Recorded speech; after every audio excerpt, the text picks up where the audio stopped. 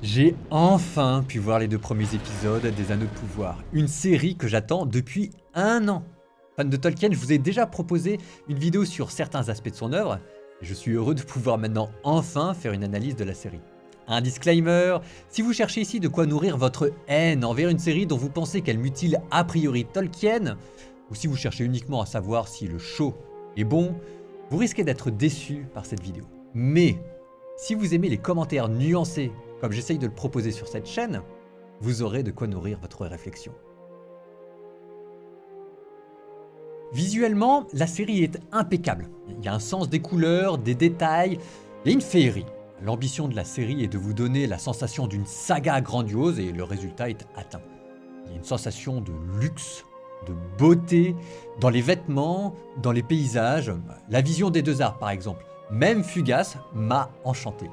Eux qui jouent un rôle si important dans le Silmarillion. Ces arbres sur lesquels j'aimerais tellement faire une vidéo. Il y a le parallèle avec les 2 arbres dans le jardin d'Éden. Il y a aussi la légende de l'arbre solitaire. Enfin, je m'emballe, je ferme la parenthèse. Bref, il y a une féerie qui arrive à capturer l'imaginaire. Le raccord avec l'univers des films de Peter Jackson est réussi et parfois même le dépasse. Les hobbits ont un aspect à la fois plus primitif et plus bucolique.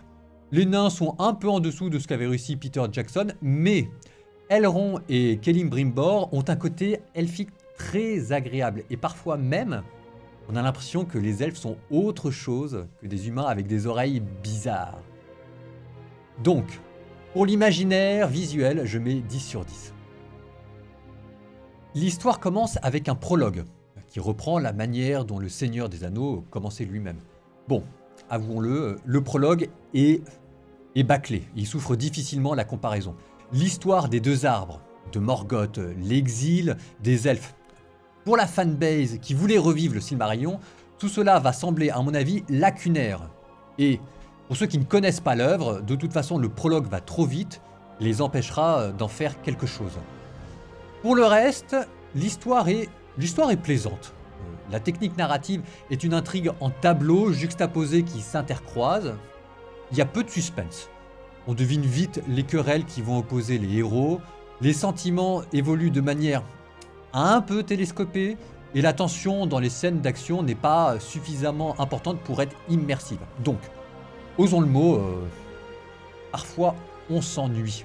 Je pense qu'il y a une petite faiblesse d'écriture. Mais bon, à défaut d'être captivé par le scénario et par une intrigue qui se développe, le spectateur voyage de manière très agréable. Donc à défaut d'avoir une intrigue, on se balade. Au total, on va laisser une chance au produit en mettant un 6 sur 10. La série n'a probablement pas encore tout dit. Le caractère principal de la série est Galadriel. Alors, dans l'œuvre de Tolkien, magnifiquement interprétée par Peter Jackson, Galadriel incarne l'archétype de l'épouse du roi et de la sagesse. Mariée à Celeborn, Galadriel conseille et dirigée en sous-main avec ce soupçon de beauté, de mystère et de gravité où affleuraient les dévotions très catholiques de Tolkien. Mélange entre Marie-Madeleine, elle vit exilée dans un jardin, et de Marie, la dame qui éblouit par sa douce beauté, Galadriel faisait rêver. Dans la série, on a changé radicalement d'archétype. Cette fois-ci, elle est une vierge guerrière. Antigone, Jeanne d'Arc, Yael dans la Bible, Greta Thunberg, chacun y verra ses propres références historiques. Souci de rompre avec Peter Jackson pour affirmer son indépendance. Fascination pour cet archétype guerrier. Féminisme déguisé qui veut que chaque histoire ait son propre lot d'héroïnes. Pourquoi est-ce qu'on a changé un caractère qui fonctionnait? Bon, au fond, peu importe, on a le droit, mais ceci dit, maintenant on attend la série au tournant. Bah oui, si vous changez, c'est à vous de prouver que vous aviez eu raison de changer pour faire mieux. Quel est l'idéal qui anime notre héroïne guerrière dans la série? La justice ou la vengeance? Est-ce qu'elle cherche à punir le mal ou à soulager sa propre douleur? Alors, pour faire vibrer ce caractère, la série a affublé notre héroïne d'une immaturité morale dont on imagine qu'elle aura à se départir au prix de grands et de nobles sacrifices. Justice ou vengeance? Voilà la faille qui est censée animer Galadriel dans la série. Est-ce que ce sera maintenant suffisant pour nous faire vibrer? J'ai du mal à le croire, je suis peut-être mauvais juge. Mais je me dis qu'il aurait fallu grossir le trait, voir périr des centaines d'elfes en vain par sa faute, pour donner à son dilemme une proportion tragique. Et le passage où elle était censée se révéler ne marche pas. La révolte de Galadriel devant les rivages d'outre-mer. Les elfes sur le bateau donnent l'impression d'être une sorte de groupe New Age, genre Enya, avec un décor pyrotechnique plus ou moins de bon goût. Enfin, c'était bizarre. Donc, dans cette scène cruciale, on s'est approché du fashion faux pas et la conclusion, c'est que le passage est malaisant et que donc Gabriel, qui était censé se révéler, n'en sort pas grandi. On aura simplement eu au passage l'impression d'un bras d'honneur envers Tolkien pour qui les rivages d'outre-mer étaient l'objet d'une vénération, le soupir profond des elfes. Au fond, je trouve le personnage d'Elrond mieux réussi. Dans ses amitiés, avec Galadriel, avec Durin, avec Celebrimbor, est-ce qu'il est sincère ou est-ce qu'il utilise ses relations pour faire avancer sa carrière politique? Il y a un petit dilemme qui est ici plus subtilement amené. On le sent sincère de ce sentiment, mais avec un agenda et une ambition personnelle.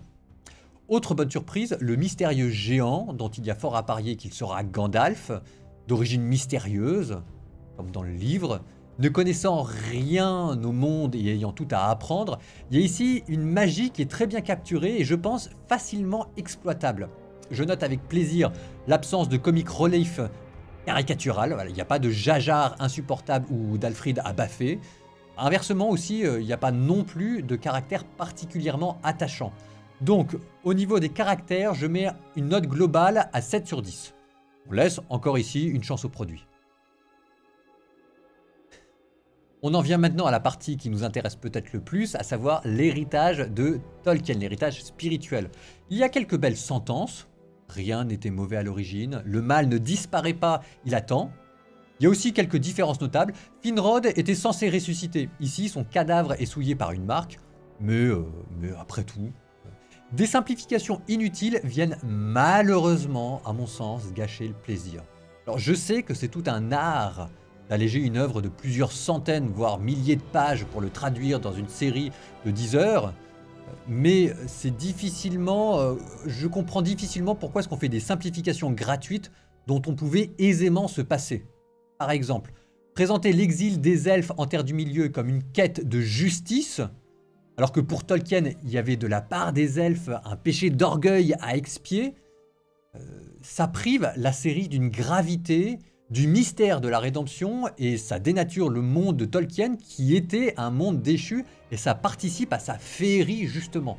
Bon, peut-être que cette lacune sera compensée par la suite après tout, donc patience, mais la patience n'est pas mon fort. Plus une hérésie morale prononcée par Finrod et qui aurait fait frémir Tolkien. Donc je ne peux pas dire que la série soit superficielle, mais elle n'est pas à la hauteur pour l'instant de Tolkien, qu'il suffisait pourtant de reprendre. Par exemple, nous refaire le coup de l'histoire d'amour entre les elfes et les humains, on va finir quand même par galvauder le concept. Et à mettre trop d'humanité chez les elfes, on perd aussi leur côté hiératique sacré, qui fait du péché des elfes normalement quelque chose à la fois de plus beau et de plus terrible que le péché des hommes, le nôtre. Parfois, je me dis que la meilleure façon d'être génial, c'est d'assumer le génie des autres. Donc sur la profondeur spirituelle de cette série, je mets 4 sur 10. Je suis sec. Au total, je pense qu'on arrive à un score total de 7 sur 10. Une série plaisante, qui doit encore faire ses preuves. Voilà. Pour l'instant, elle manque d'intensité. Je pense que c'est le grand mot, elle manque d'intensité. On verra ce que l'avenir nous réserve. L'amour vaincra.